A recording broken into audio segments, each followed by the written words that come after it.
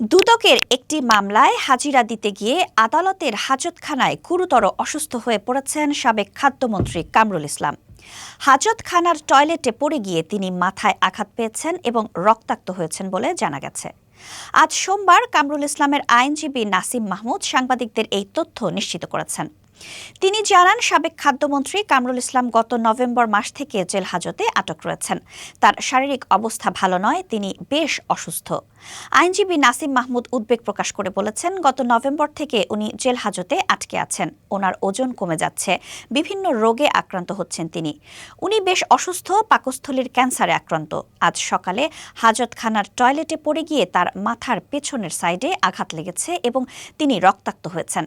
তাৎক্ষণিকভাবে হাজতখানায় তার মাথায় ব্যান্ডেজ করা হয় এবং সেখান থেকে তাকে কেরানীগঞ্জ কারাগারের হাসপাতালে পাঠানো হয়েছে। তার আইনজীবী তার শারীরিক অবস্থার অবনতির কথা বারবার তুলে ধরেছেন। বিশেষ করে তিনি পাকস্থলীর ক্যান্সারে আক্রান্ত হওয়ার বিষয়টি বিশেষভাবে উল্লেখ করেছেন। এমন পরিস্থিতিতে তার চিকিৎসা সেবা এবং সার্বিক শারীরিক অবস্থার ওপর নজর রাখা অত্যন্ত জরুরি।